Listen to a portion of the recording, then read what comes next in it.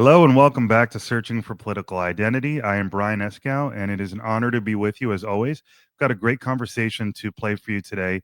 A gentleman named Daniel Martinez. He ran for Congress this past cycle. He got 41% of the vote, and he says he's still running technically. I didn't really care to dig too deep into it because it wasn't the focus of our conversation. He says he's going to be running again next cycle for the House of Representatives out of California's, I think, 31st district. So that's cool. He's a lawyer. He's a couple years older than me. I think he's 40. I'm 35. We went to the same law school, University of San Diego, and he's a great guy.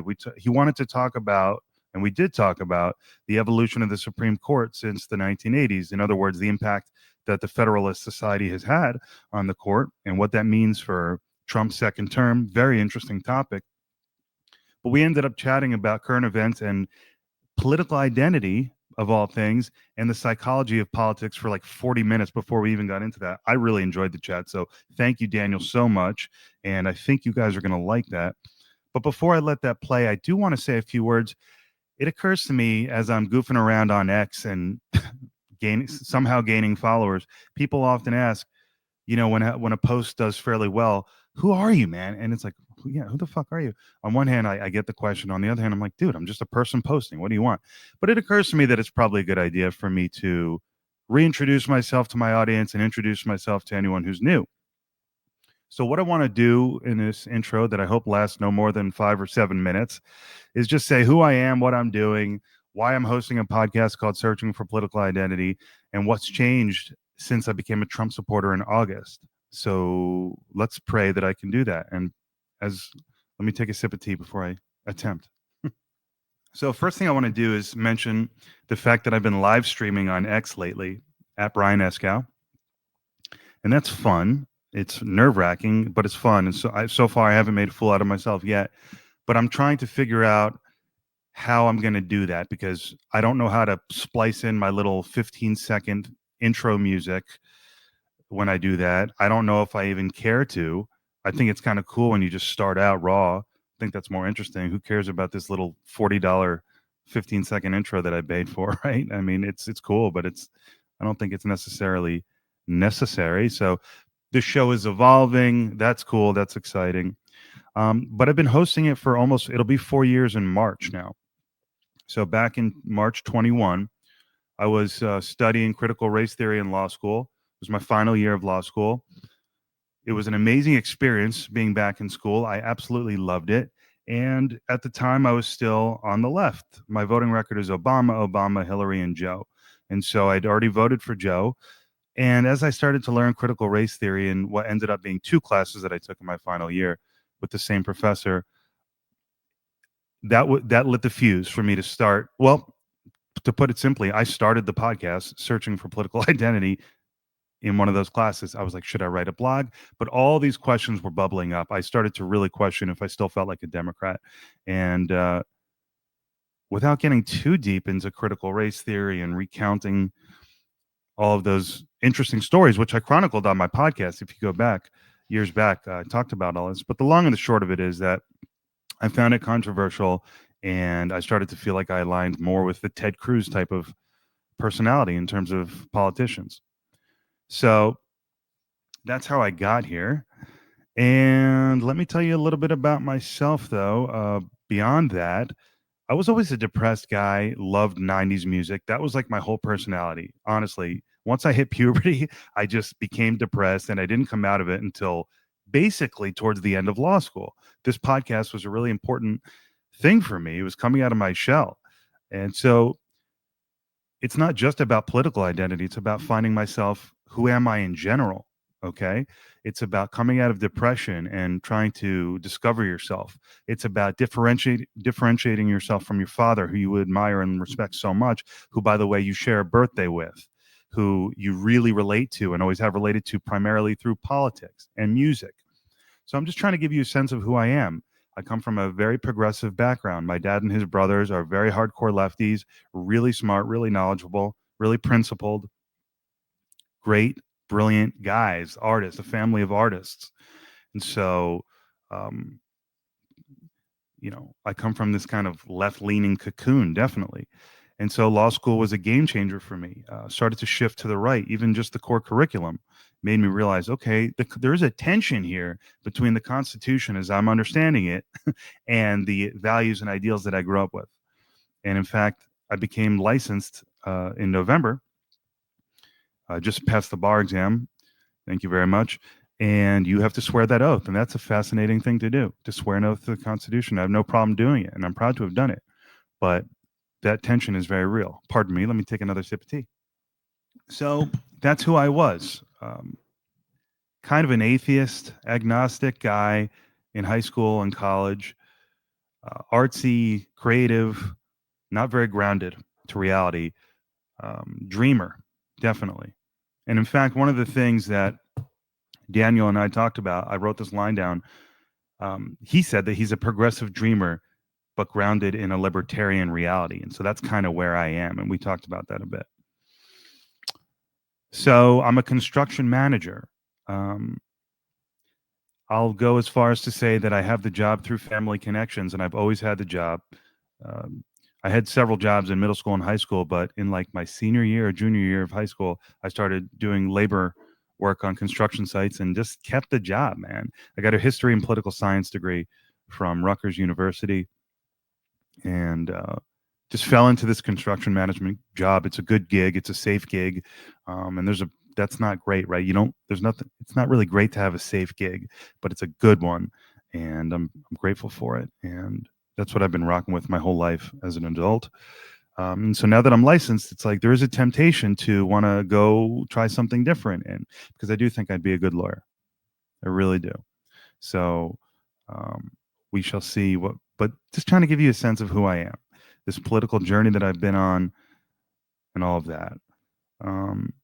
So yeah, not only was my background that I grew up with very progressive, but there was always this tension with my Jewish identity because I have some family that's quite religious, quite not only, and so you get into the whole conversation about what Judaism is. We'll save that for another day. But let's just say part of my family very pro-Israel and some of my family very questioning Israel. Not against Israel, but very, taking that opposition view. And so there's a lot of tension there. And I don't talk about this a lot, but I'll go as far as to say this too. There's also a wealth gap between, and it breaks along those same lines. And you have one family saying, spread all the money, eat the rich, hardcore lefties, pretty much anti-Israel. I know I just said that they're not anti-Israel, but you know what I'm saying. Another part of my family, well-to-do, very pro-Israel, also on the left, by the way. But it was hard for me to get a sense of who I was. There was just a lot of reasons for me to feel torn. And but I did vote dutifully for the Democrats, as my dad would have been proud of. To make my dad proud, is proud of. He's not. He's here. He's alive. But studying critical race theory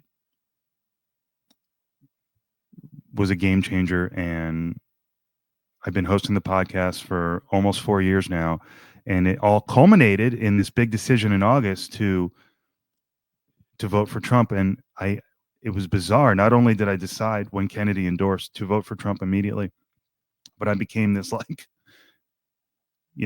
maniac trying to convince people to do the same. Something came over me. So that time with the assassination attempt and Kennedy's endorsement, call me gullible, call me what you will. But when you combine everything that I'd been feeling over the years, all of the reasons that Biden gave us to question his leadership, no disrespect, but you can summarize it by saying the guy wasn't in charge. And say what you will, but Trump is in charge, and I don't believe he's a bad guy. That's really the bottom line. There's a lot to say. There's a lot of detail you could go into, but 30,000-foot view. It's been an unbelievable, crazy time between COVID, which, by the way, I fail to mention too often these days.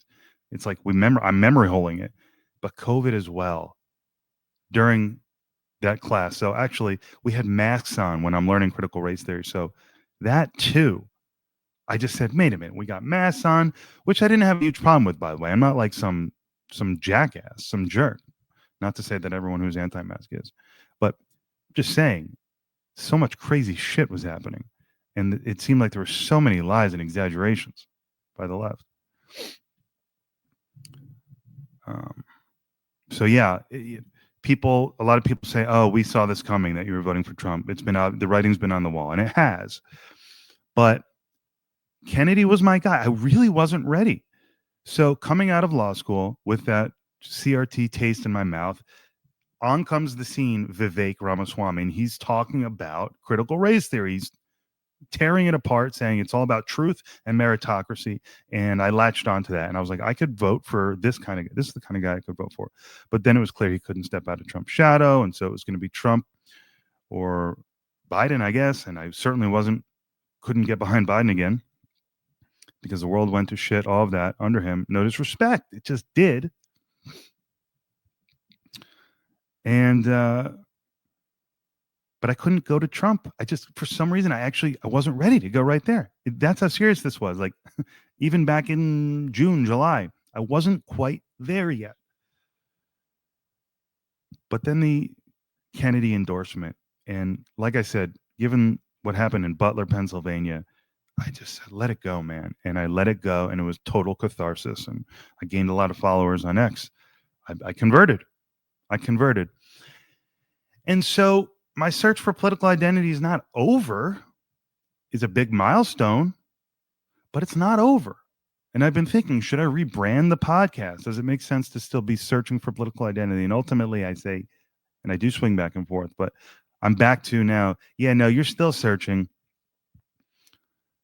The question now is if I think the left has any good ideas, and do I want to incorporate them into my political identity, or do I see them as completely off their rockers? Totally. Is there nothing of value? And when I get to the point where I say, no, nothing, then I'll say the search is over. And so I'm red pilled. I'm awakening.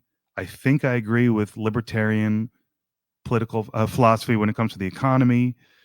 And that is in stark contrast to the socialist things I was taught growing up. And so I think that's the direction I'm going, but I'm not 100% sure. All I can tell you now is that I'm a Trump supporter. The guy's competent. You just can't deny it. And that's where I'm at. Now, I want to address a post I wrote the other day that actually went viral. I said something about how it must have felt being a Trump supporter from the beginning, that it must have felt like the entire world was against you. And that really tapped into something. And people were really grateful that I said that. Let's acknowledge that Trump supporters have been through hell.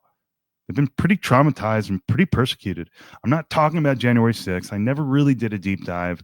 I'm not prepared to make any statements about the pardoning and all of that. All I can tell you is, in general, I think MAGA people have been maligned from the beginning. And I was considering talking about critical race theory in depth in this intro, and I didn't.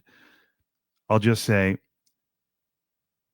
I have come to conclude that MAGA 99% is not this Christian nationalist, Groyper, Nick Fuentes, only white, America is for whites only people. That's a fringe totally separate from MAGA. MAGA is just about, let's return to a colorblind society. There's been too much critical race theory. Critical race theory says American society, even though we have neutral laws on the books now and have since the Civil Rights Act, we still have a non-neutral reality on the streets, and society needs to be transformed into something that's socially equitable for Black people. This ain't working for Black people. A colorblind society locks in racial injustice. That's critical race theory. It needs to be, the society needs to be transformed radically. That's very controversial. And it's what set me on my journey towards the right. And I believe MAGA is just saying, no, man, colorblind society was fine. Let's go back to that. It isn't the Christian nationalist. And that's the unfair conflation that's happened in the media since 2015. They exist. They should be talked about. I got some flack from my new followers when I called out the hate, the anti-Semitism, and anti-Indian racism that I saw when this H-1B visa issue became a thing a month or so ago. They exist and they should be called out. But the conflation has been severe, and it's had a huge impact on the political landscape because there's been an awakening and it's backfired. So the last thing I want to say, after I sip one more bit of tea, is that I want to talk about what it's like being on a personality online. You can try to be funny, you can try to be rude, and I guess what I'm saying is what sells on X is often assertive comments, and it's very tempting to be a dick, is what I'm saying. Because you can say, "Oh, I'm just being funny," but if you're an immature dick and you're kind of funny, you can really do yourself a lot of favors, at least in the short term. Your account will grow. And I'm thinking of someone, and I was going to mention him, but I won't, in fact, now, because I don't want to offend him. Very brilliant guy, very funny. He goes all the way, though, with the crude jokes. And I respect it. I think he's hilarious. But I don't think I can let myself do that. And I sometimes do cross the line, and I just want to acknowledge that and say I'm not perfect. I do feel tempted, and sometimes I give into that temptation to take the cheap route and be lazy and gain followers like that. Trying to use humor. It's fun to post. It's a creative outlet, and I can actually tie it back to me being a guy who used to play guitar a lot. And lately there hasn't been much creativity for me, school, back to school, while I was working, it was, that was time to work hard, and the time to work hard is just beginning. I'm engaged. Didn't even mention that, to an amazing woman. I'm extremely excited about that. We're getting married in November. That's happening. It's phenomenal. And so the hard work is just beginning. My life is transforming. And so is there room for a creative outlet? I don't know. But back to social media, I hope I can walk that line and stay on the right side of it for the most part. And my heart's in the right place. I just want you to know that. Despite the fact that I sometimes do these really pro-Trump tweets, and I got to be honest, it's how I feel. I got to be honest. I'm not grifting. It's how I feel. But it does create a little bit of tension between what my original goal was with searching for political identity, which was to not only find my political identity, but actually bring people together in conversation and increase the quality of civil discourse. And I do have some trouble with that. That I have strayed from that a little bit. And I can try to justify it in saying that, oh, but by being authentic, as long as I really mean it, then you can't go wrong there. And I part of me really believes that. On the other hand, I recognize that I probably need to watch what I say if I still want to be one of these positive influences on both sides, if I still want to talk to both sides. And so I have to think, is that still what I want? I think it is, but it's kind of a different ball game now that I'm a Trump supporter. I mean, again, I'm not a Republican now. I think I am MAGA. I said in a lot of posts leading up to the election, I am MAGA now, and I think I am, but I'm not settled yet. All I know is that I thought Trump was the right choice, and I trust him. That's all I can say. So please enjoy this conversation with Daniel Martinez. I think you're really going to like it, particularly at the 40-minute mark when we get into the evolution of the Supreme Court. Really interesting stuff. Thank you guys for sticking around and being a loyal listener. Appreciate you. Have a great week. Got some great content coming up for you in the next couple of months. So very grateful. Thanks. Bye. Daniel, welcome back. Good to see you. Good to see you, my friend. We were just remarking before we went live about what a crazy few years it's been. It has been unbelievable, hasn't it? It's been wild. Anything like this you've ever seen? It seems like, and this ties back into a bit what we're going to talk about today, that it's been an evolution over time. And if you analyze it from like the evolution in our lifetime, like I was born in 84, you're what, late 80s? '89. Yeah. Yeah. And that when you reached out to me about being back on the show a couple months ago, the topic that I proposed was, since we both went to the same law school, why don't we do something about jurisprudential evolution over time, in particular about something that we can tie into current events, with, like, for example, how it's relevant to the appointments now that Trump's back in office. And specifically, it is the topic that I wanted to talk about is how we went on the Supreme Court from having essentially zero originalist members, zero members from the Federalist Society, to a supermajority 6-3, and then how that ties into how that will affect the present Trump administration, and how the present Trump administration will be different than the first round because of that. So if you just want to beautiful setup, but before we get to that, are you still running for office? So I pulled in about 41%, and the way that I consider it is I'm still running. My district only has about 22% registered Republicans. So it was always a bit of an uphill climb. But also because of that, the Republican Party finds it difficult to be able to recruit good candidates. So I am planning on running again in 2026. So tell us a little bit about what motivated you to run and what the experience was like. Well, I've been obsessed with politics my entire life. So I've always had the idea in my head that I'd like to be involved in the political sphere. Never really saw myself as one of the individuals in the spotlight. I don't really have Trump's personality when it comes to that, like about wanting to always be there. I always wanted to be Karl Rove, for example, like the presidential strategist, as opposed to the president himself. But back in 2020, my congresswoman at the time, her name was Grace Napolitano, and Grace was approaching 86 years of age, 88 years of age. And at the time I was working with veterans, a lot of veterans in the PTSD, traumatic brain injury, suicide mitigation space.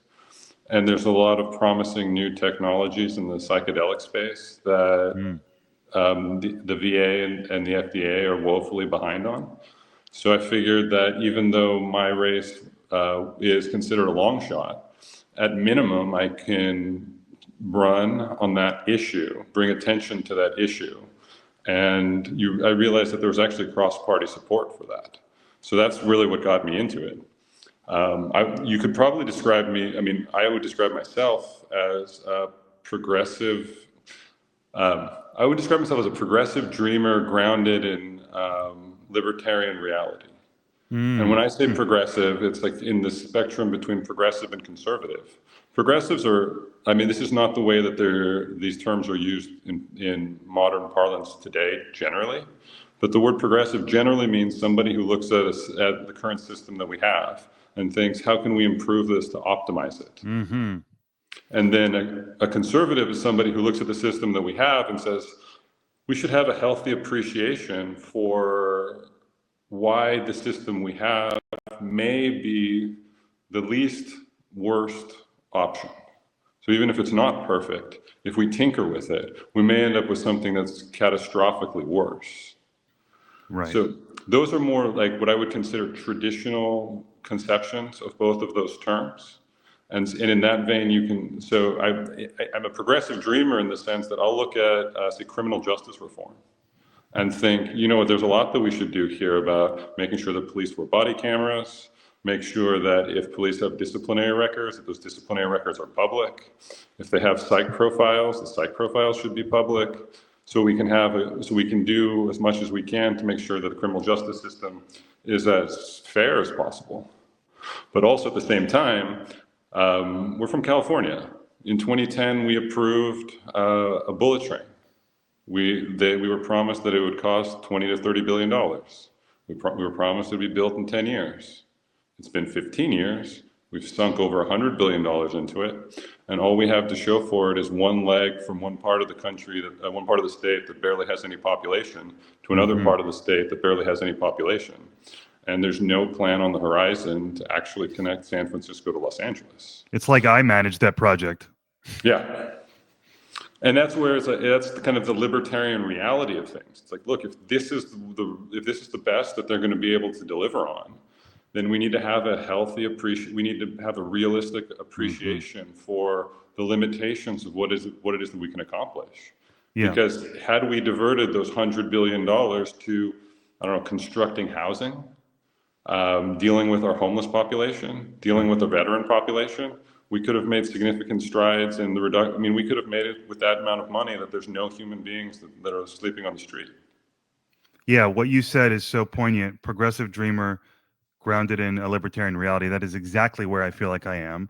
My Yeah. audience knows that and you know that I come from that progressive background, hard left economic policy. We can make the world better, that whole mentality. And I don't want to completely abandon it. But in this day and age, right now, I find myself believing that Trump is grounded in reality. He's kind of more of a libertarian in some Yeah. ways Mhm. guy, but that is such an interesting phrase, and that's exactly where I feel like. And so trying to balance that and say, I don't want to give up my ideals. I just want to be realistic and recognize truth. Absolutely. Yeah. So, I mean, if the conversation was, say, about whether or not we should have zero cost, I mean, to the student, right? Education through graduate school. Look, I think that could be a huge improvement to the United States. Like, we need more engineers, we need more doctors. I mean, real degrees, not stuff that ends in studies, right? But real, like, things that would actually improve the country. We need more nurses, doctors, all of these types of things. So we should highly incentivize people who are competent and have a rigorous program to be able to study for the rest of their life. You want people to be able to have even a second chance in their middle stages of their life to improve themselves. If you want to talk about healthcare, again, the fact that the number one cause of bankruptcy in the United States is medical costs is atrocious. Right. And there are ways that we can reform the system to make those things do better. So this is where I'll start to sound like I'm to the left. I was to the left of Grace So and it's like Paul. You want to give Bernie credit, the left credit for Yeah, calling out problems that people are having. exactly.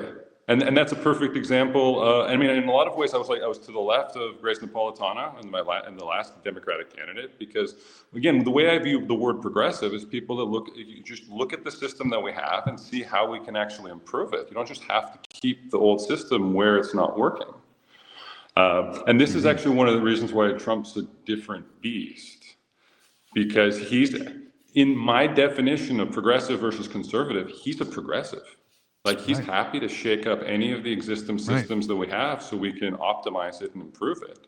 That's a very hard thing for people on the left to hear and to grow And that's the into. beauty of his ego being the vehicle. Yep. And so there's really not necessarily a tension, not necessarily between him being having a large ego and wanting to shake things up. And as long as it serves him, he's down for it. It could be a good thing. Yeah, absolutely. And you start to, I mean, and one of the main things that he's really challenging, right, is like, so if you divide foreign policy and domestic policy, right, our foreign policy has been pretty consistent going for about 30 years in like a neoconservative interventionist foreign policy. And that stayed true from the 80s. Bill Clinton basically kept it. Bill Clinton moderated it a bit, but then it was supercharged during the W years. And then when Obama took over, he basically made a deal with establishment DC that says, look, I'll continue at keeping like the neocon interventionist foreign policy. And then but I want control over domestic policy. And that's where he took control over domestic DOJ, domestic surveillance. And that's when you started seeing all of the different like radical implementation of like the gender ideology and that brand of like leftism that was embedded into the federal government. But what you didn't see any of was what he really was, the left, the mandate that the left wanted to give him was fix the healthcare system. That was really the debate in 2008. And if anything, the healthcare system got more expensive, insurance companies got more entrenched. I never really knew why people blamed Obama for all the division. Yep. I didn't see it in real time. Him injecting gender ideology and all these things. But it sounds like that's what happened. Well, it's not so much that it was him per se, in the same way that it wasn't really Biden per se, but it was the people that they installed Mm-hmm. who then implemented the policy. So what you saw Right. starting to happen in 2013, 2014, which is about the time that college campuses started to lose their mind on these issues, was they started making changes to, I forget if it's Title VII or Title IX, but when universities started to get actively involved in regulating the sex lives of their college students. And so, for example, like if there was an accusation of like sexual abuse, historically, those types of allegations were handled by the criminal justice system, which had evolved over thousands of years to balance the rights of the accused versus Mm-hmm. the rights of the victims. Well, when those changes were implemented at the university level, they did away with things like having the right to confront your accuser. They did away with things like the presumption of innocence. They did away with standard of care like beyond a reasonable doubt.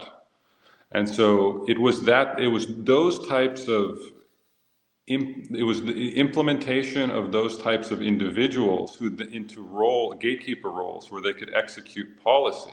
Mm-hmm. And then that was really supercharged during the Biden years. Right. Yeah. It seemed like his granddaughter was in charge of policy. Like, honestly, oh, my granddaughter says this, so I'm going to put people in Yeah. who believe it. And I didn't respect that as much as I respected a guy like Trump saying, this is what I fucking believe. Okay. Yeah. hmm And Exactly. not It's that it's like always right. 100%. No, I mean it's exactly. You said it completely correct, right? It's not that it's always right, but Trump's picking people who are going to implement his vision for the country, Yes. whereas Biden was picking people and says, "Look, one of my interest groups really wants this person to be in charge of this, so I'll put this person in charge of this," right? And Mm. you remember the he was a bald dude with a beard who would wear a dress, and he was put in charge of like nuclear. It was something something with regards to nuclear regulation or nuclear stockpiles, and then he got caught stealing luggage. Right? Yeah. That He guy. got Yeah. caught stealing luggage and wearing the luggage. I mean, wearing the couture dresses of the people that he would steal to United States government-sponsored events. Yeah. And then you start to have the incident of like these people that are going to like Easter events and then just like flat transitioned men or like who are flashing like on the White House lawn. Oh, and yeah. at, Right. and at a certain point you're talking like, look, We love Biden. this is turning into a freak show, right? You And hate it's to not say like, it, but it really did.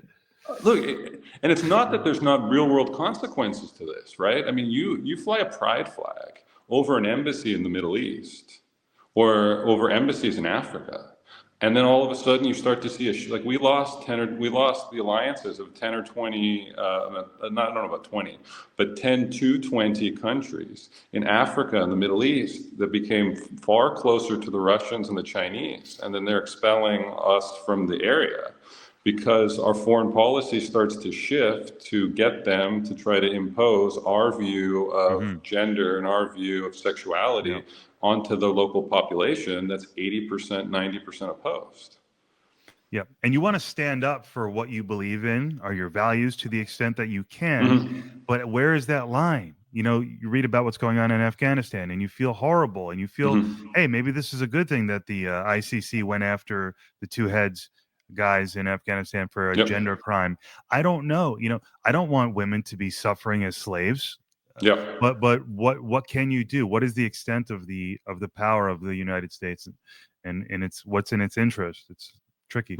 Absolutely. I mean, and this is a delicate balancing act, and this is where, when you start to look at like the way that, say, Biden was doing things, and the way that Trump was doing things, and the way that I've analyzed kind of Trump, the way that the prism by which I analyze Trump's foreign policy is Machiavellian game theory. It's kind of like the term that I came up with to describe it. Right? Is that Machiavellian in the sense that, like, look, he's got his vision, which is America first, and he's got these things that he wants to accomplish. And it's more of an ends justify the means type of a way to get there. And then the second element of it is he actually practices game theory. in a very. Tell me about that. So like when you remember during the first Trump term when he got into it with North Korea, right? Started calling him Little Rocket Man. Mm-hmm. Yeah. My button is like, hey, look, if you want to threaten us with nuclear annihilation, look, I'll go there with you, right? So it's like tit for tat with a small escalation rhetorically. Mm-hmm. And so like first you exhaust rhetorically. It's like there's a scene from Casino, the movie, that describes this type of game theory tit for tat escalation very well. And in it, the Al Pacino character is talking about the Joe Pesci character. And he says, oh, that guy, oh, you don't want to mess with that guy. He's like, because if you come at him with a fist, he'll come at you with a knife. If you come at him with a knife, he'll come at you with a gun. If you come at you with a gun, if you come at him with a gun, you better kill him. Because if you don't, he'll come after you he'll come after you with a gun, he'll come after your family with a gun, and he'll kill you all. And then once you develop that reputation as you have what's referred to in foreign policy as escalatory dominance. I mean, if you're able to push it to the higher degree and you have the ability to execute on it, you have escalatory dominance. And once you have escalatory dominance, people will not engage in tit for tat with you because you'll take it all the way up the escalatory mountain and you're going to end up on top. So when him and North Korea were getting into this rhetorical tit for tat, Trump's ultimate card was, look, we both have a red nuclear button, but mine works, right? And when he says that, he's saying, like, look, I have escalatory dominance in this. And if you look at that, and if you take a modern example for that, take Russia and Ukraine. Again, Machiavellian, so morality aside, who has escalatory dominance? The Russians. Mm-hmm. The Russians have nuclear weapons. The Russians have 4 times the population. The Russians have a functional military-industrial base. So from the outset of the conflict, it was just a matter of time that the Russians are going to win because they have escalatory dominance. So when you're seeing somebody who doesn't have escalatory dominance get into a tit-for-tat battle with somebody who does, game theory suggests that the person who has escalatory dominance will win. And Trump understands this. So this is a brilliant man. I mean, do you not have to be brilliant to do this? There's a degree of brilliance, but for me, brilliance implies conscious thought, right? And I think part of it is the brilliance and the conscious thought, but I think part of it's also genetic. Because if you listen to stories from his sister, Trump's been this way since he was a kid, like a small child. It's just in him. And you see it the way that he interacts with reporters. It's just, some people call it being a bully, and you can absolutely call it being a bully. But I don't know if they're unique character traits to him per se, but he seems to personify it to the maximum degree. That is so interesting that you rightly, I mean, I remember Jordan Peterson calling Trump the best 13-year-old bully he's ever seen. And maybe that's good. I don't know. But that's who the guy is. And that characteristic is what enables him to play that game. Yeah. And look, I mean, when they do research on, for example, like people with sociopathic personalities, right? It's like, what are the 2 categories that tend to have the largest percentage of sociopathic personalities? CEOs, right? And prisoners. And what tends to differentiate which group you end up in is actually which group you were born into.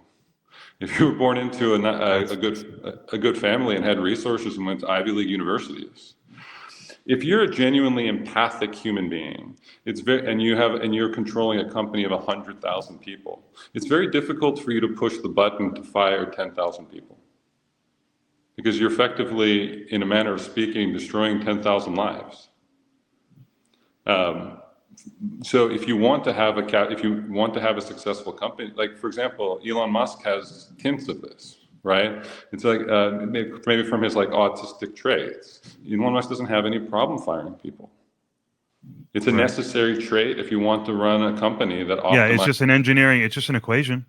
That's the way that you have to look at it. And it's like, if you're thinking about how is this going to affect the employee, like, so in a traditional kind of liberal versus conservative scale, like the way that Jordan Peterson made define this through the prism of psychology, right?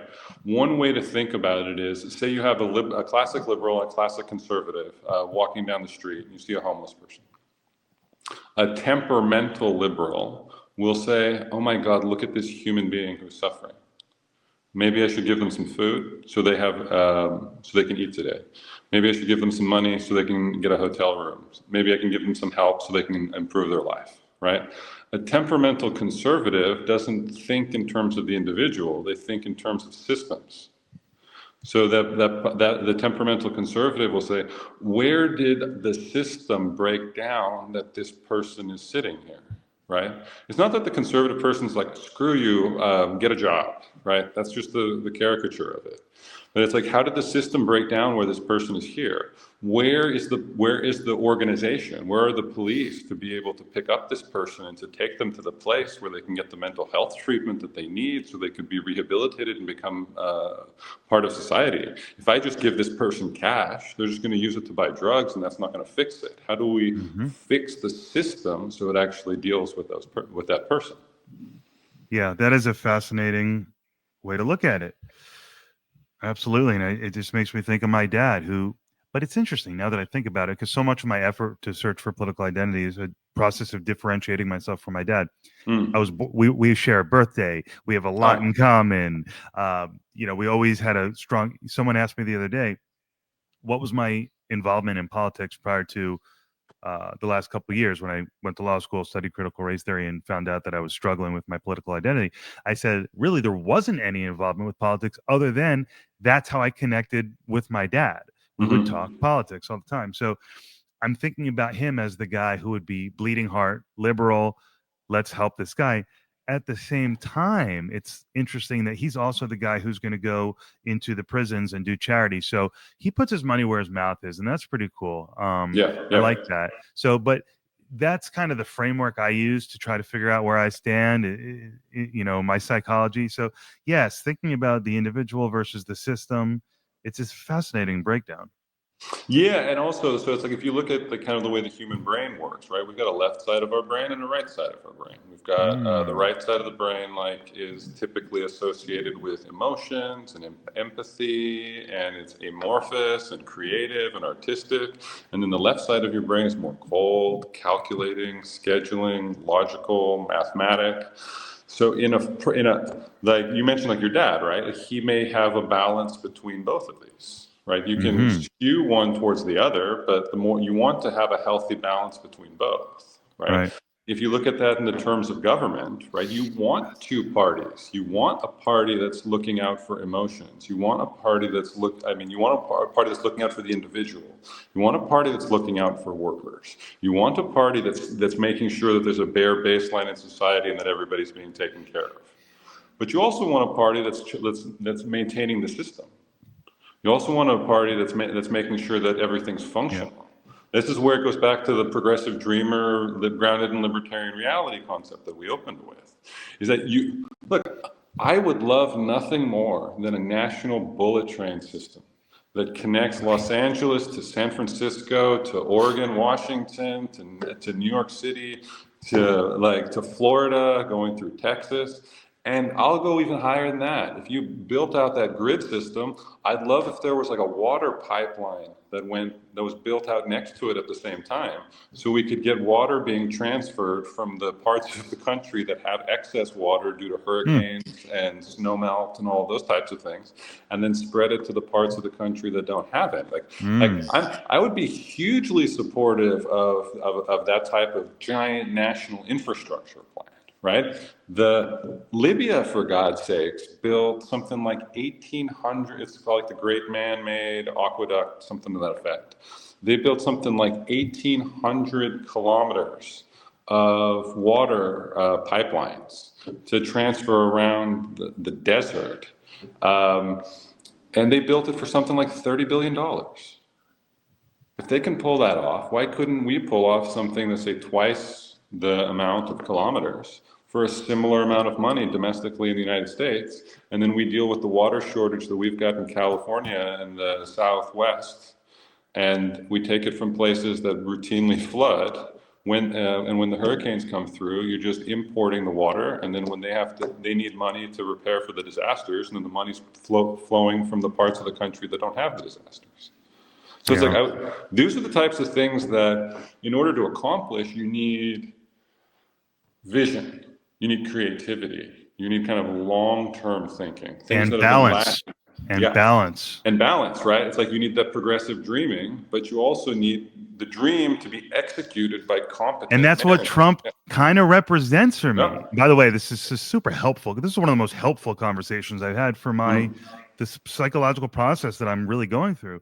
It's a process of balancing those hemispheres in my brain, and maybe maybe the problem isn't my big bad dad and the way he views the world. Maybe it's the fact that my system was out of whack, and I'm finally coming to see that. So anyway, with that said, but last kind of point on that one, right? It's like this is where you and I have always kind of been very much enmeshed, like very much like intertwined in the way that we're thinking, because the way that we've been presented, you and I, our entire lives, is that you have like left brain and right brain, right? You have left party and right party, and one of them is morally correct and the other one's morally evil.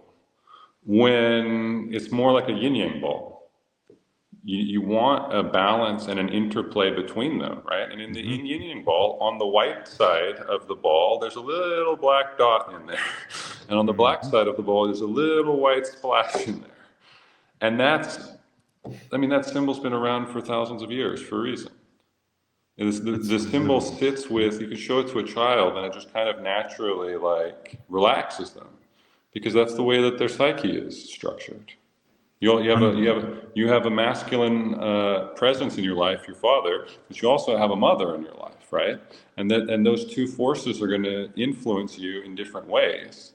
But to say that one of them's bad and the other one's good is just a kind of a ridiculous way to view the world. So I think that literally just cracked in a positive way. It solved the puzzle that I've been searching for. That right there, the yin yang, balance, and it's not about one's right and one's wrong. It's about we all do want the same thing. We all want people to thrive. So how do you achieve balance and make things happen? And that's what Trump. So thank you for that. And that's what Trump is in my mind. To hear him talk about the fires the other day and insurance companies and seeing it from the insurance company's perspective. First of all, he's knowledgeable. He reads the paper. He's on top of it. He knows he's the most informed person in the room. So that's kind of the baseline thing that impresses me about him. But he goes on this little rant kind of from the perspective of the insurance companies, kind of more so lambasting the government for letting them or not listening to the insurance companies. And then in the next breath, he goes, now, look, I'm not a huge fan of insurance companies. So there's the yin yang. Yeah, and so exactly. There's a guy who understands things, is grounded in reality, and is practical. It's fascinating. And it's also the progressive in the way that we defined it earlier, meaning that he's looking for ways that he can improve on the existing system. And that's the reason why DC hates him so much. That's what he means by make America great again. Yeah, exactly. Make America dream 100 years into the future, right? Instead of just focusing on the present. Take every existing system and institution that we have and get it refocused onto its primary mission.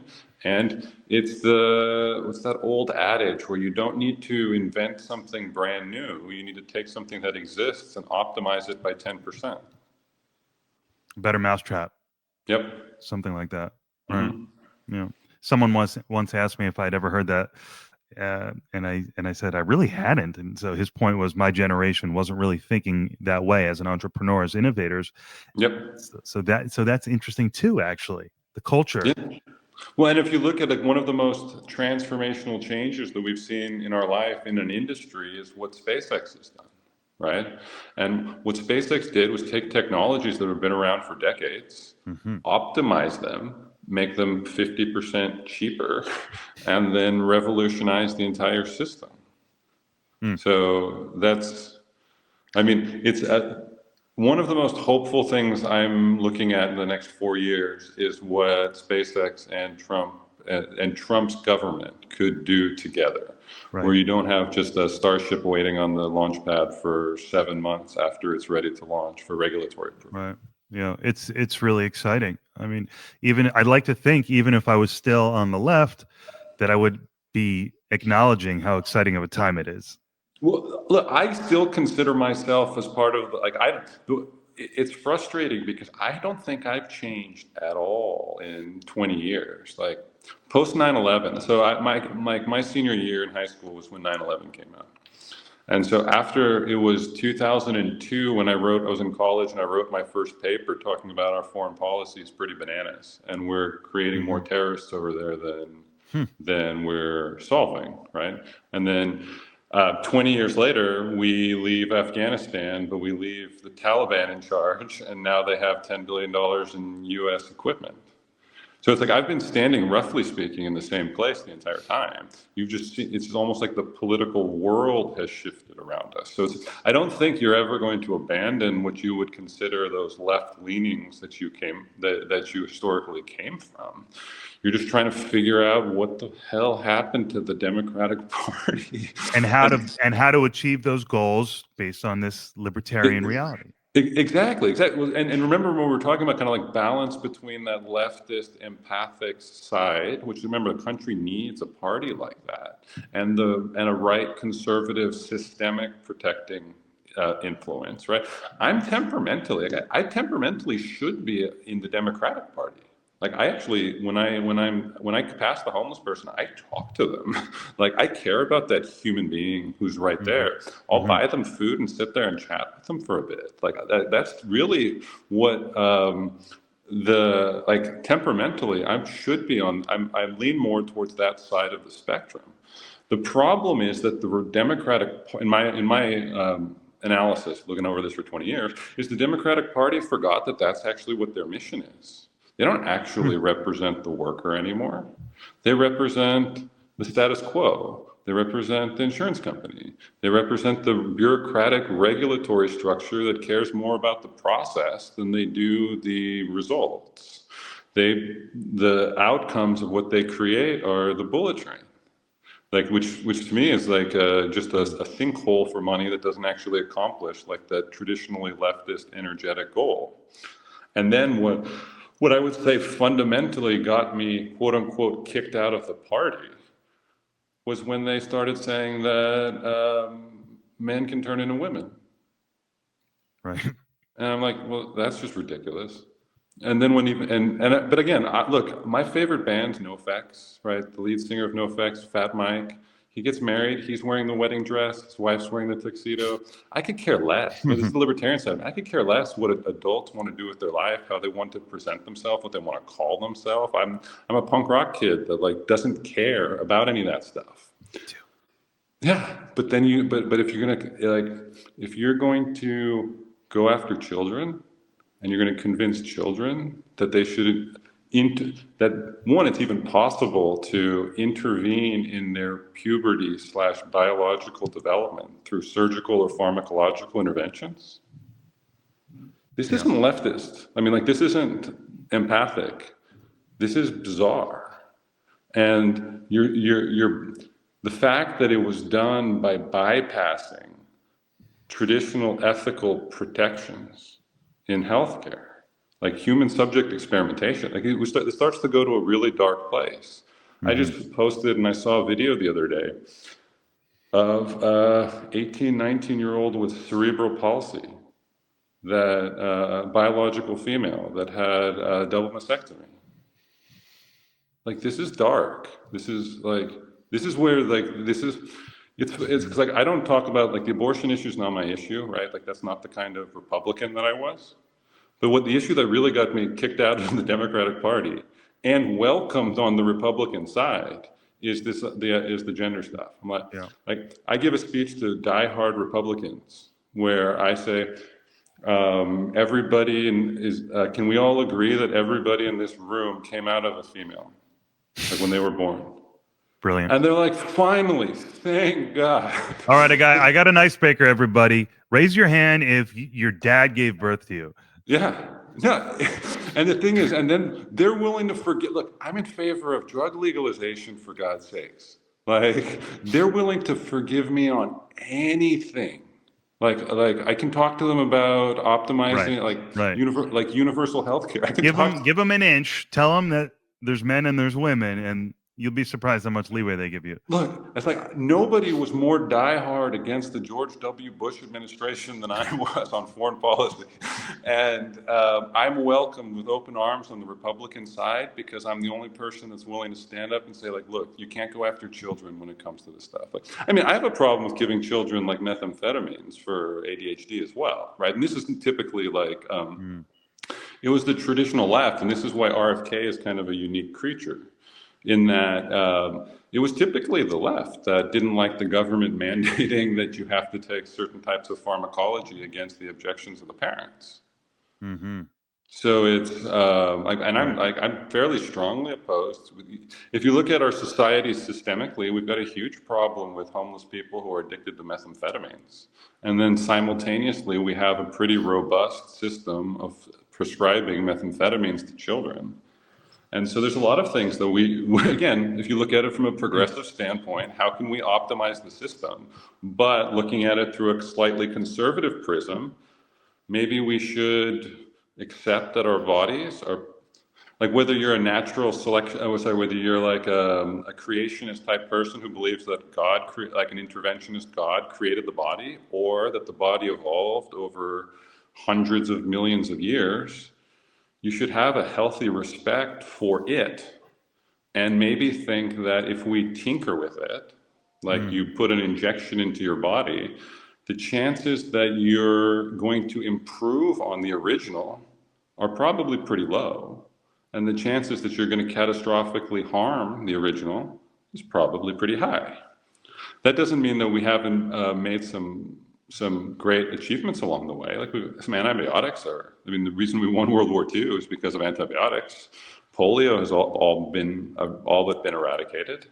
So there's things that we can do, but you need to have intellectual rigor, and most importantly, when it comes to human subject experimentation, you need to have the highest degree of ethics, because ethics are patient protections.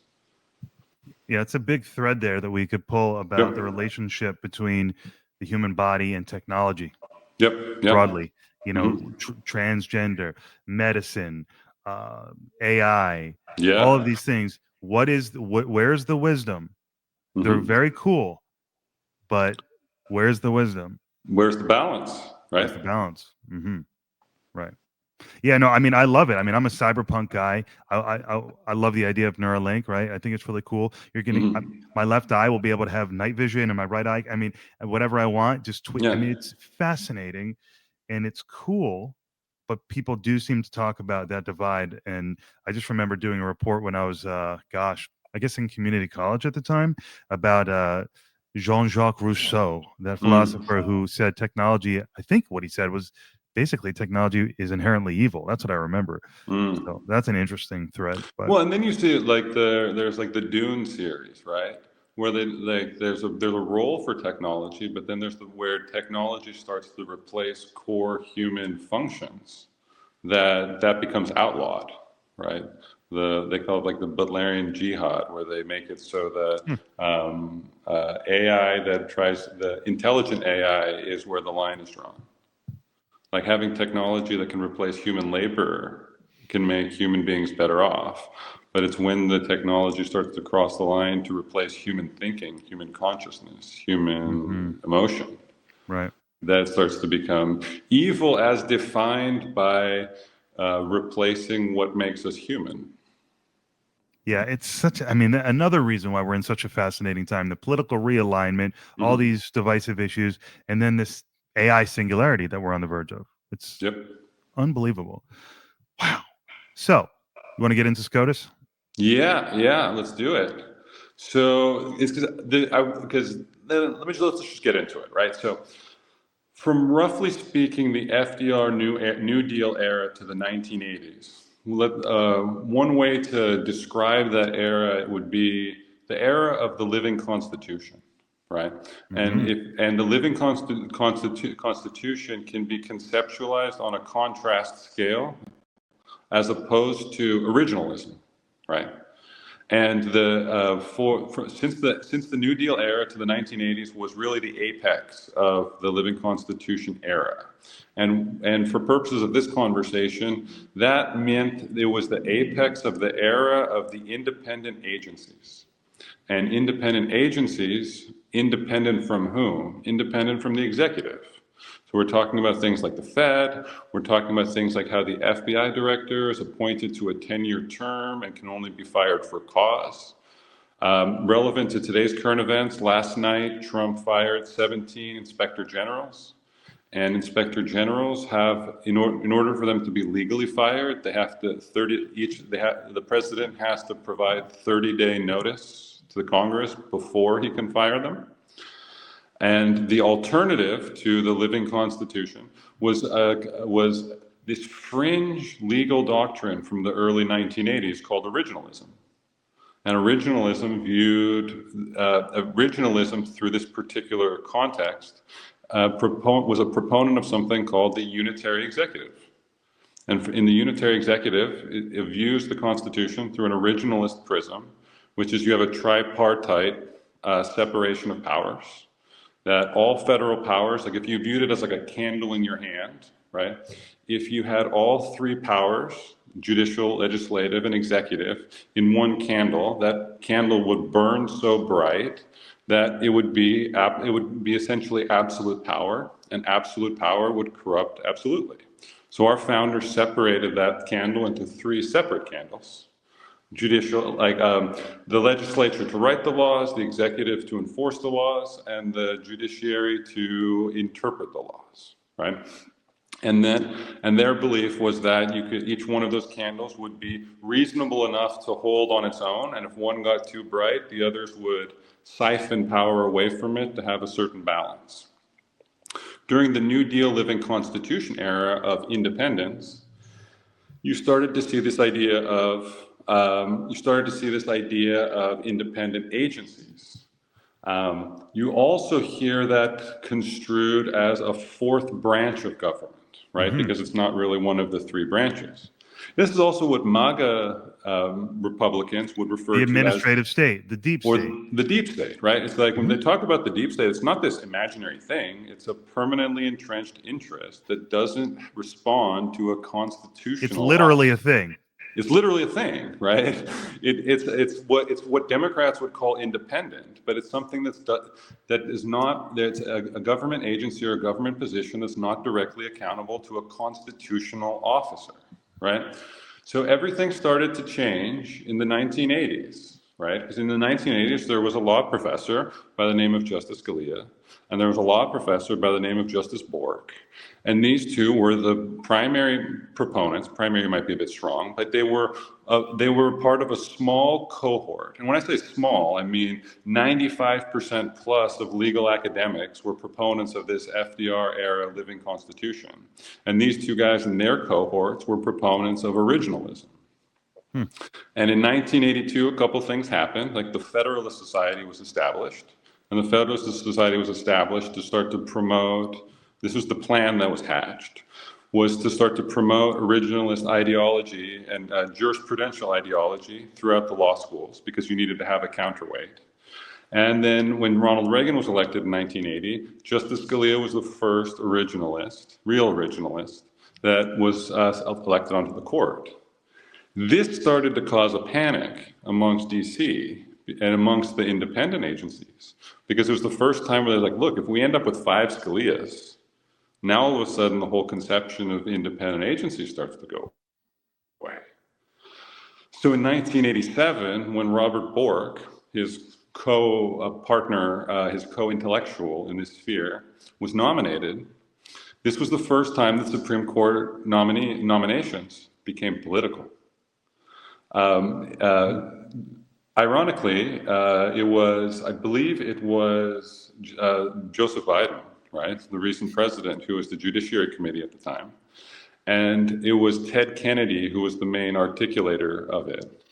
But they went during Bork's confirmation process. They came up with a speech called Bork's America, where they started bringing in emotional manipulation into the confirmation process. And Bork's America was an America, if I'm remembering portions of the speech correctly, where abortion was no longer legal, which led to back alley abortions, which led to like abortions by coat hanger and women dying. And they brought down the nomination. He didn't get approved. Reagan would then nominate Justice Kennedy, who was a more moderate, amicable, acceptable candidate. Remember, it was Justice Kennedy that also shepherded in the Obergefell decision, the gay marriage decision, those types of decisions. So he was never really considered like a true blue member of this originalist movement. He was more of a classic Republican candidate that existed before. Following that, the Republican academics, the Federalist Society, continued to spread around campuses.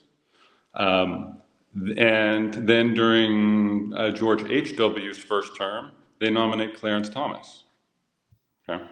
Clarence Thomas now is going to be number 2 Federalist Society originalist member on the Supreme Court, right? So now the number will be growing. So they try to pull the same tactics, emotional manipulation tactics, destruction of character tactics that they pull with Bork.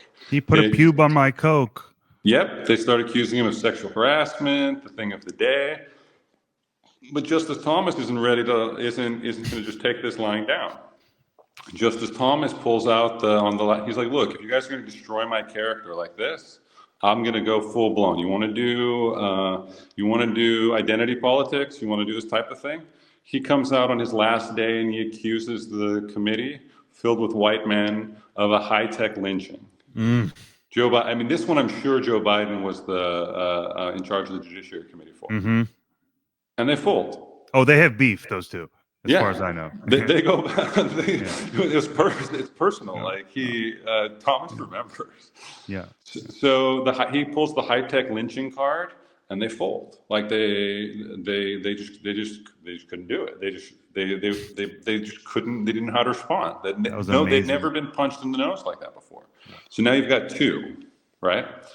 Then during the Clinton years, you got the liberals. You got some liberals replaced with liberals, so the balance of the composition of the court changes. Then you have the George W. years, and then when George W. he manages to get I forget, somebody retired or passed away, so he appoints Roberts first as an associate justice. Then Justice Rehnquist passes away during his confirmation, so he gets elevated from associate justice to chief justice. Then Alito gets nominated to replace him. So now you've got 4 originalists on the Supreme Court, right? So they went from a fringe portion of the legal academia, right? Sub 5%. Wait, who was the third? You had Scalia, Thomas, Roberts, and then Alito. Roberts, okay, got it. Roberts, right? So within the span of 20-ish years, you're going from 0 members on the Supreme Court and a fringe jurisprudential ideology in academia to now having 4 of 9 on the Supreme Court, right? So they don't yet have a majority, but they're making their impact known, right? Oh yeah. Then comes the Obama years, some more liberals get replaced with liberals, and then comes the Trump year 1, right? Scalia passes, right? It's a huge. This is why. Remember when Scalia actually passed in the last year of the Obama administration, and this was the reason why McConnell went to war not to let Obama appoint it, because in the conservative academic world, they were so close to getting their 5 on the Supreme Court, and then they left it up to the American people in the election. Was McConnell wrong for what he did? I asked my buddy last week, who's a very, very bright attorney, also. Look, it depends on what your priorities are, right? And it's like in McConnell's world, there was nothing more important in his entire career than this decision. For me, it's not so much that McConnell was wrong; it's that Obama was wrong. And Obama wasn't wrong because he picked Merrick Garland. Obama was wrong because he picked Merrick Garland And then McConnell said, okay, we're not going to hold a confirmation on this. And Obama said, okay, whatever, don't care. Do you know what Obama could have done?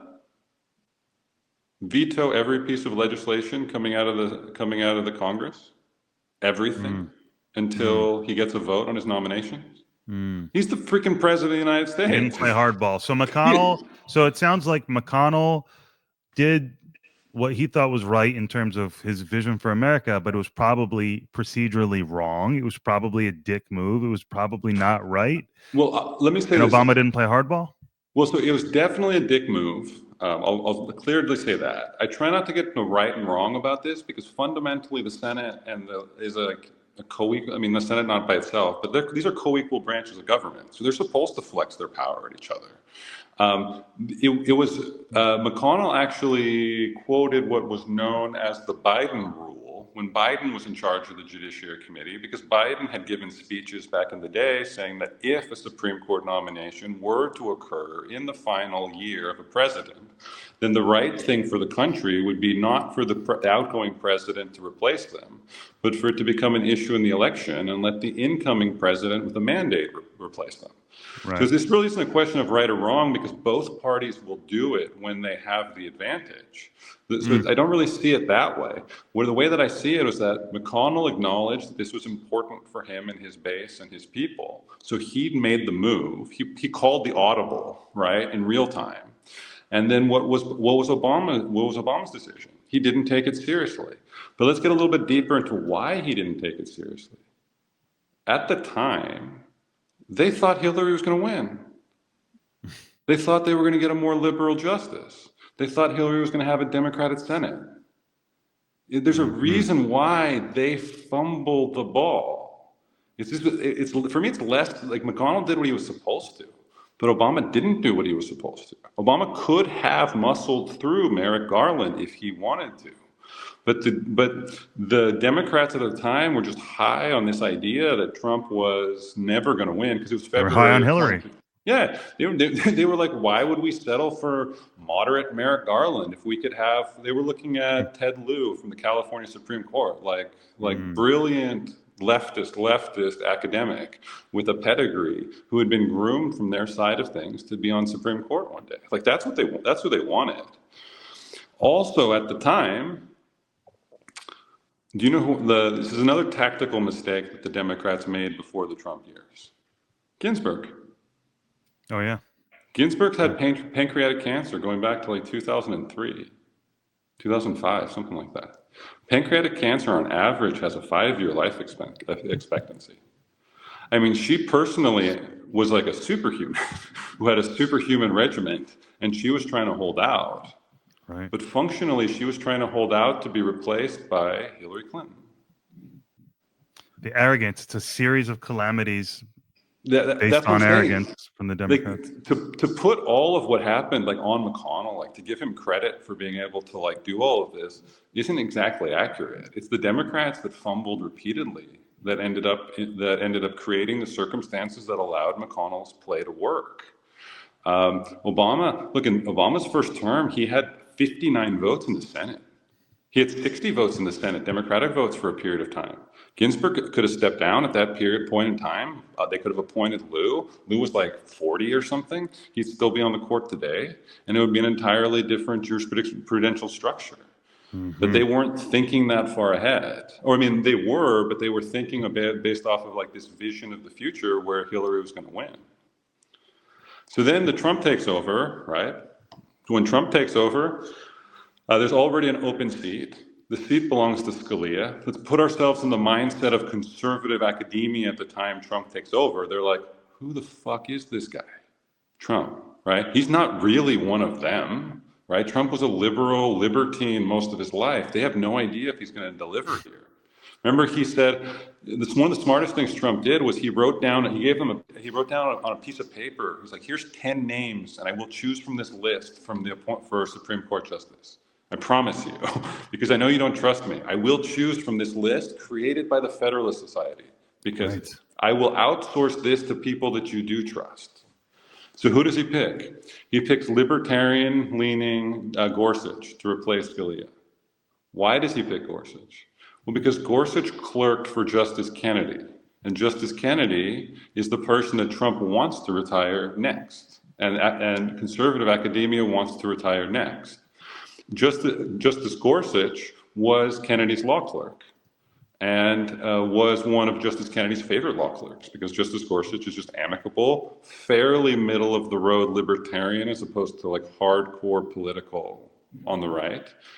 And because Trump picked Gorsuch, Kennedy would then retire during Trump's first term.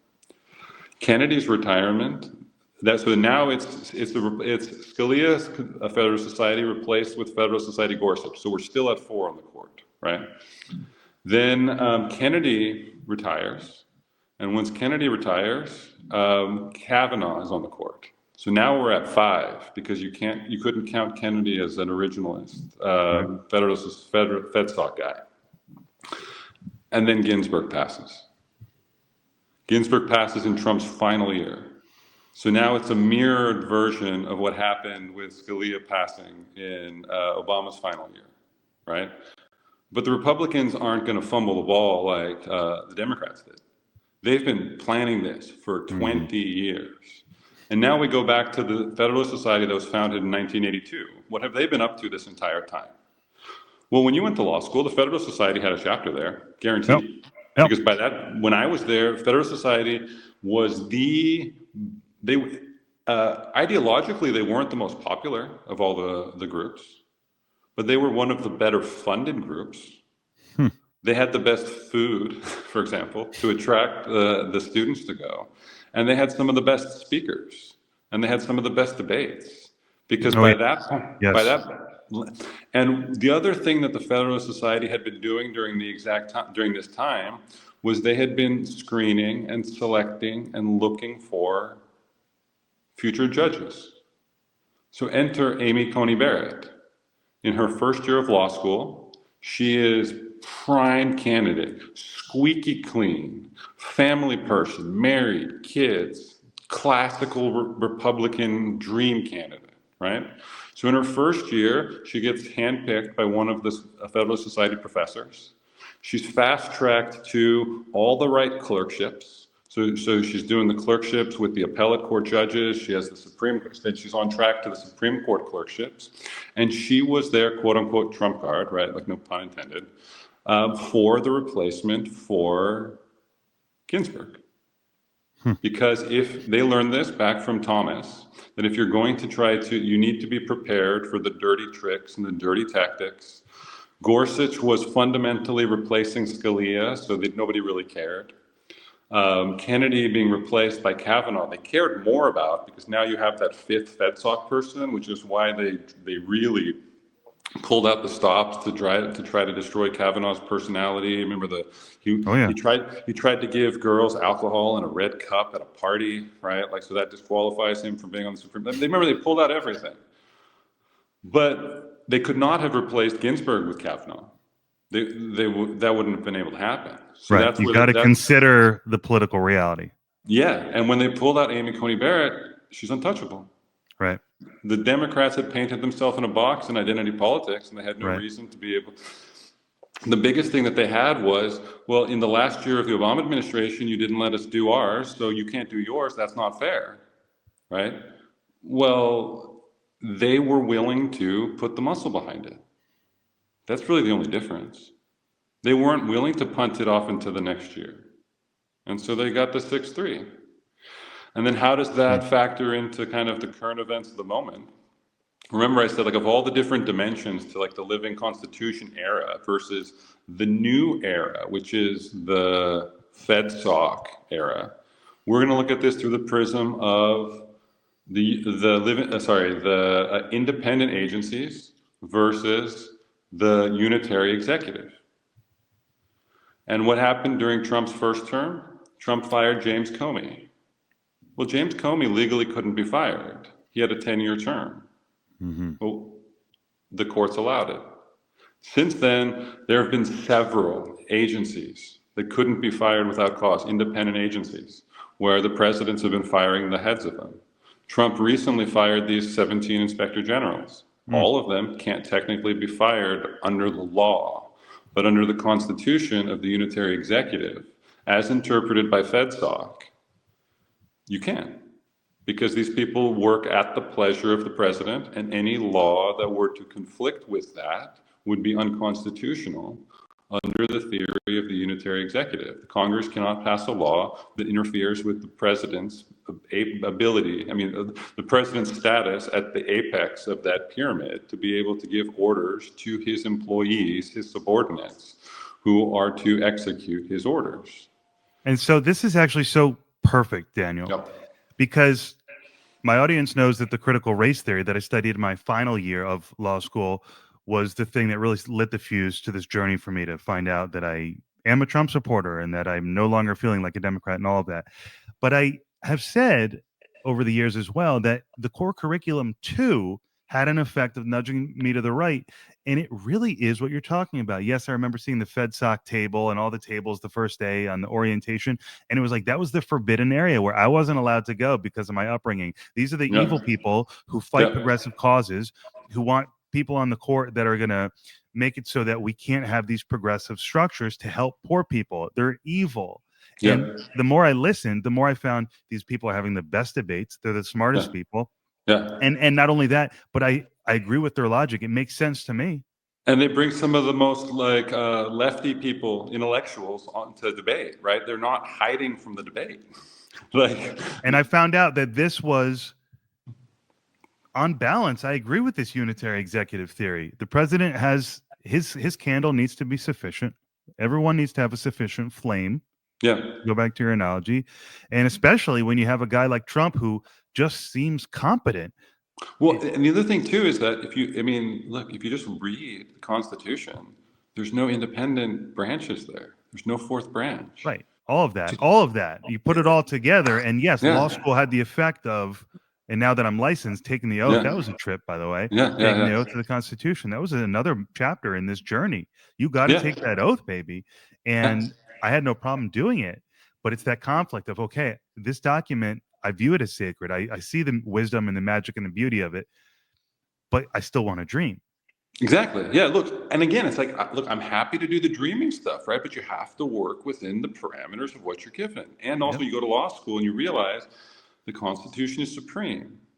The laws come underneath that. You can't just legislate away what the Constitution says. That's right. The Exactly. If you're paying attention to me, you're paying attention to law school. It's putting you to the right. If you came from the left, that's just what I experienced. Not because and this is why, because for that's like 60 years, like from 40 years, right? From the New Deal era until the 80s, they dominated all of the intellectual academic thought, and they basically said that the Constitution wasn't a static document.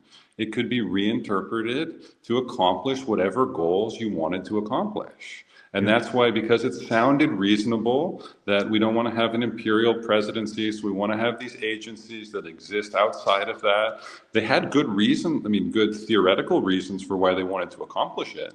But also, one of the things that you started to see was these rogue agencies, independent agencies, would go rogue. And there would be no constitutional accountability to them. Right. Well, it's just so interesting because in back to my law school experience, here I was subconsciously, if not consciously, feeling myself go to the right because of everything we were just talking about. And then I get to those electives, being my father's son, I say, well, I'm going to take an elective called jurisprudence, but it wasn't any jurisprudence. Speaking of what we're talking about today, it was quite literally CRT, critical race theory jurisprudence. Yep. And then I took another one the following semester, which was like a diversity and discrimination law class, all based on critical race theory. Same professor, brilliant guy, loved him, but the class and the material was very controversial.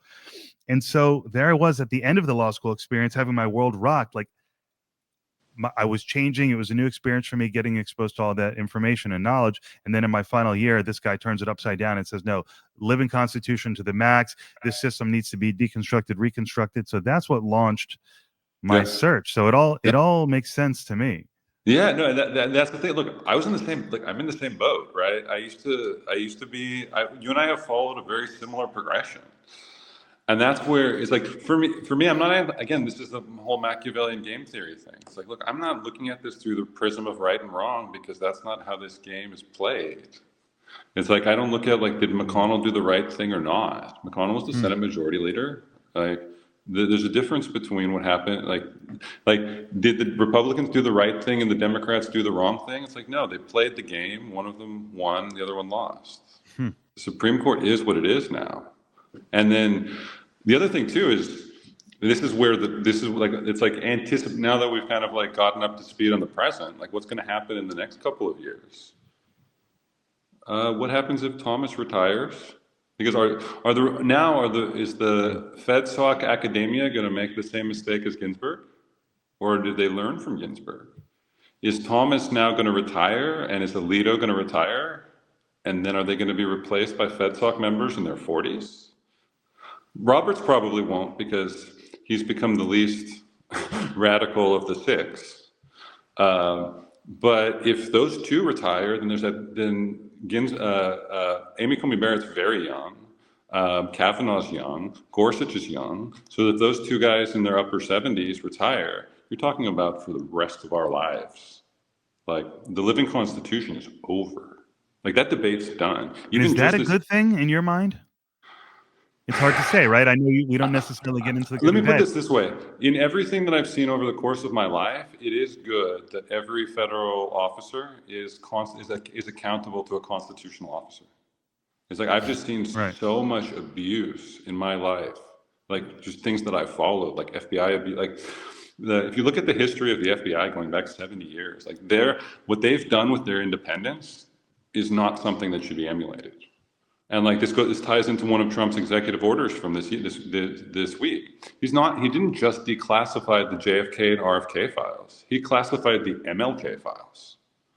And if you haven't gone down the rabbit hole for like what the FBI did to MLK during that time period, it's atrocious. Like they found like blackmail compromat and sent him. There's a famous MLK like suicide letter, not written by MLK, but it was from the FBI where they were encouraging him to commit suicide.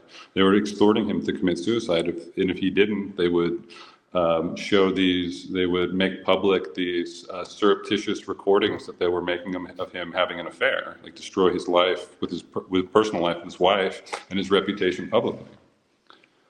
Can you imagine? This was our government, right? And if that happens where under a unitary executive, the president should be impeached because the president's absolutely responsible for that. But if it happens under an independent agency theory, the president can stand back and say, hey, look, I had nothing to do with this. This was an independent decision by the independent agency. Well, that's an interesting point. I don't even necessarily agree that the president should be impeached because of something someone did under his, that is accountable to him, unless it was a directive. I mean, but yep. I'm sure you would maybe agree with that. But yeah. But also, but that way, the president would at least have to be accountable for not firing the person, right? And the president would have to have the ability to fire the person, right?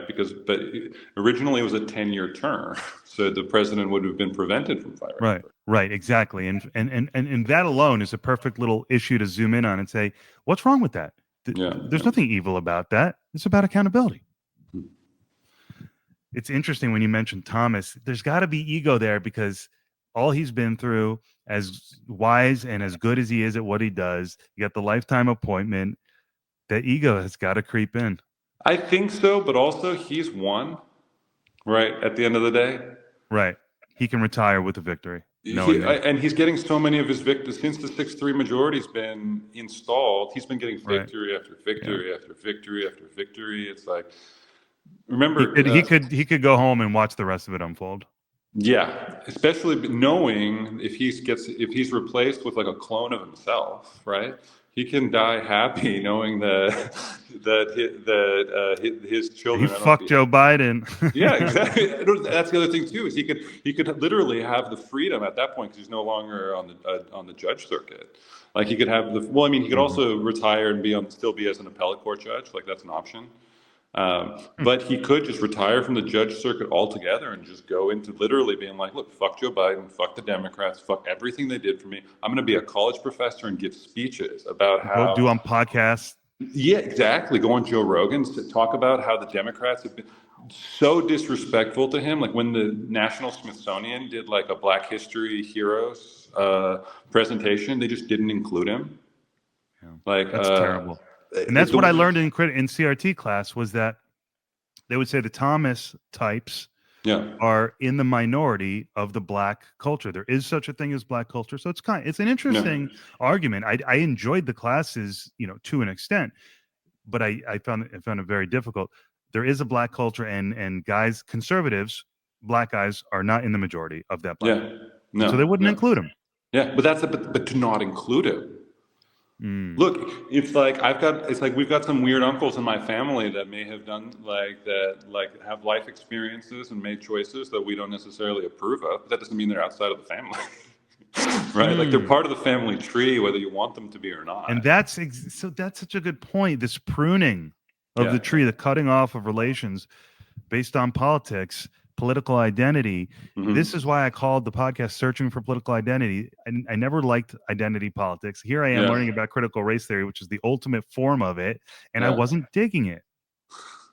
Hey, Brian, look, I got to cut us off. Like, I think we were supposed to go for 60 minutes and we're already 15 over. Sure. So, it's been a pleasure, man. A really amazing conversation. Thank you so much for your time.